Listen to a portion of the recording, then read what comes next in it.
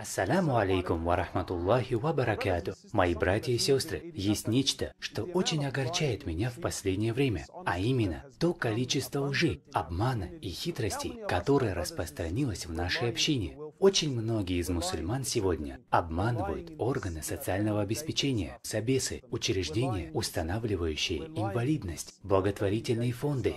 Ради чего? Ради нескольких дополнительных тысяч, ради каких-то льгот люди идут в органы соцзащиты и подписывают документы о том, что они якобы нуждающиеся, хотя на самом деле у них все в порядке. Что случилось с нашими нравами? Верующий человек должен быть честным во всем. Верующий должен быть правдив во всех своих делах и словах. Знаете ли вы, как приняла ислам целая страна Индонезия? Они видели, как мусульмане ведут торговые дела, что они всегда в любых ситуациях вели себя честно и не позволяли себе обманывать, кто бы перед ними ни был. Это произвело сильное впечатление на индонезийцев. И поэтому вся нация приняла ислам. И посмотрите, как сегодня мы себя ведем. Наш любимый пророк, мир ему и благословение, всегда переживал о чистоте своего заработка, чтобы все, что он приобретает, было дозволенным. Настолько, что однажды он увидел, как его внук Хасан положил в рот финик. Маленький мальчик просто решил отведать один финик. Однако пророк, мир ему и благословение, подбежал к нему и вытащил этот финик изо рта Хасана, сказав ему: «Семья пророка не ест из имущества заката». Пророк, мир ему и благословение, поступил так только из-за одного финика.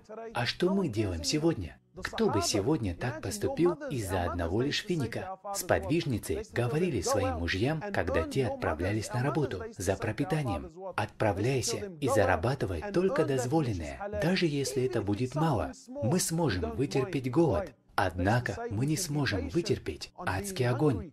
А сегодня многие даже не задумываются об этом. Повсюду ложь, обман, подтасовка. Мы подписываем документы, заявляя, что у нас тяжелая ситуация, хотя ее на самом деле нет.